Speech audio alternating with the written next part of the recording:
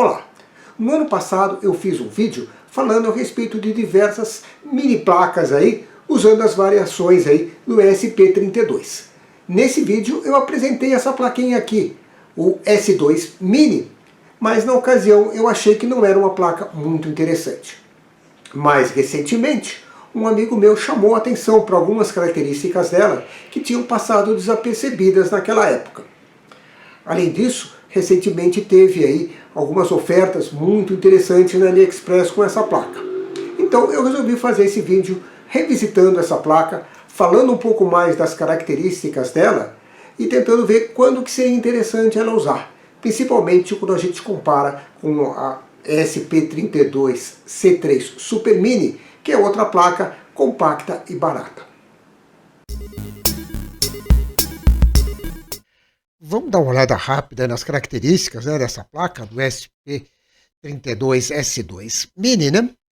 Então, a primeira coisa que a gente percebe quando vê essa placa é essas fileiras duplas aqui de pinos, né?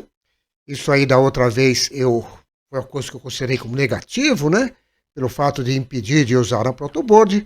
Eu vou mostrar daqui a pouco um jeito da gente usar essa placa aí na protoboard, continuando tendo acesso aí a todos esses pinos. Ela possui 4 MB de flash. O ESP32S2 tem 320K, é um valor um pouco menor do que os outros modelos. Por outro lado, essa placa aí tem uma expansão de RAM, né, a PS-RAM, de 2 MB. O conector USB aqui presente é um USB-C, ele está ligado no USB nativo do ESP32. A gente tem aqui do lado os tradicionais botões de reset e boot, e a gente tem também aqui um LEDzinho.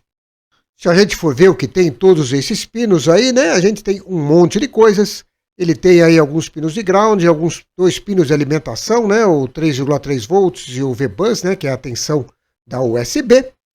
O resto é tudo GPIO, né? Desculpa, tem um aqui que é o reset também, né? Mas o resto tudo é GPIO, então é um número grande aí, né, de pinos de entrada e saída digital. Vários deles podem ser usados também como entrada do ADC. E de resto, a gente tem aqui uma interface 2C, uma interface SPI e algumas funções adicionais aí, né? Em particular, eu destacaria aqui o DAC, né? Tem um conversor de digital para analógico, que é uma coisa que não é comum ter aí nas outras placas, né? Então, não tem uma resolução muito alta, é 8 bits, mas isso aí permite você gerar aí, ter as saídas realmente analógicas aí nessa placa. Na hora que a gente pensa em usar essa placa, né, logo aparece aí a questão, a dúvida aí, né, se a gente não deveria usar no lugar disso a C3 Super Mini, né? Então eu fiz aqui uma tabelinha comparando um pouco os dois. O S2 Mini, como o nome diz, é baseado no ESP32S2 e a C3 Super Mini é baseado no ESP32C3. A primeira diferença está na parte do core, né, da CPU em si que está lá dentro. Né, no caso do S2 Mini, ele tem um core extensa LX7, é um core só, mas é um core aí, uma versão mais recente aí do que é usado no ESP32 tradicional. Está rodando a 240 MHz.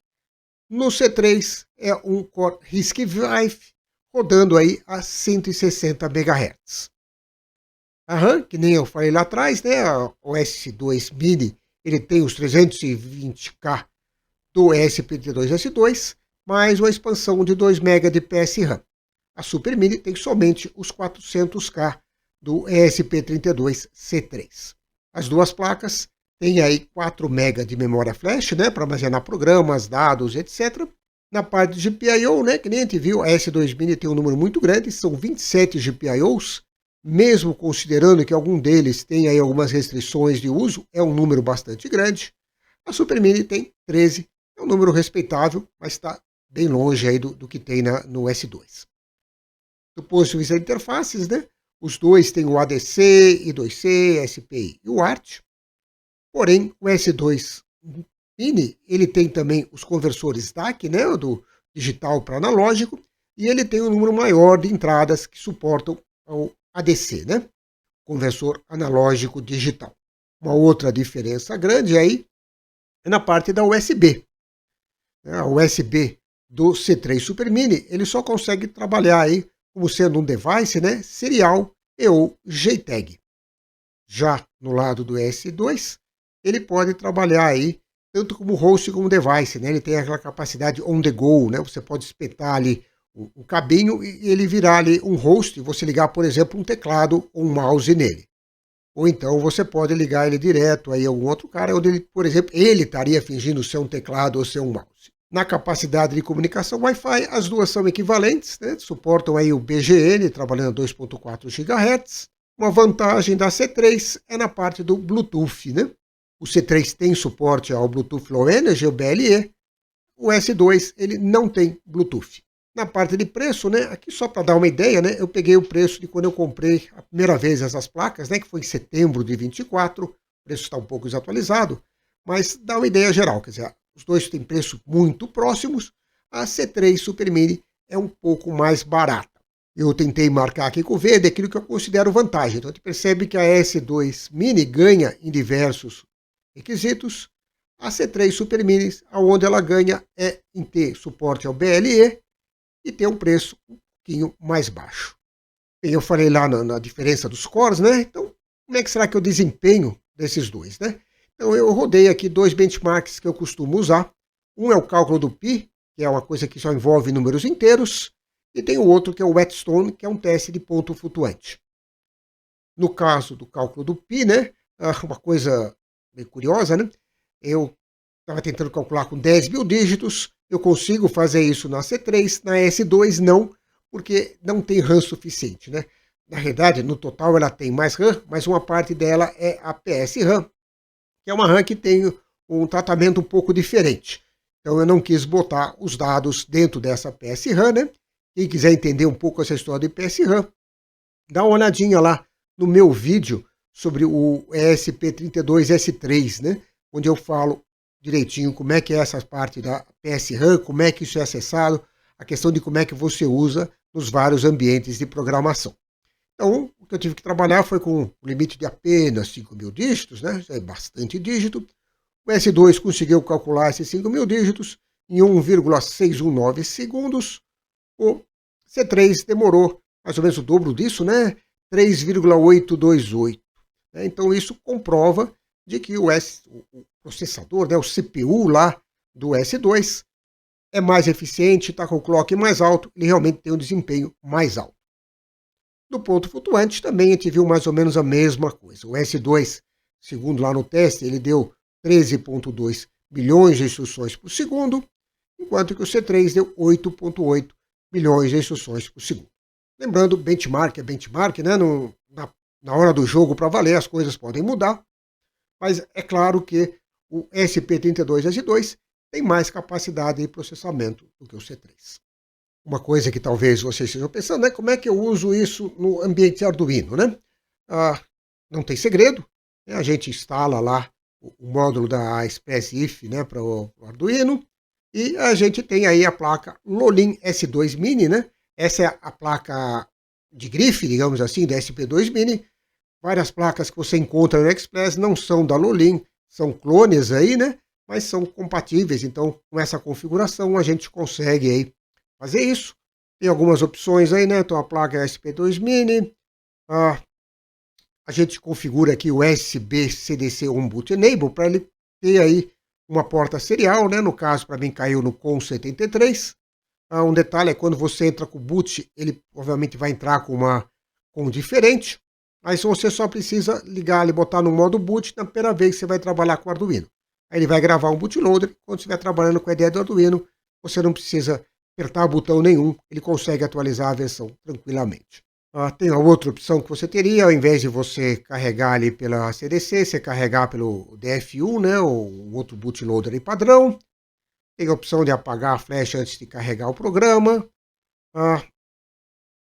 Eu posso também colocar aí no boot uma opção onde ele vai simular uma memória de massa. Tá?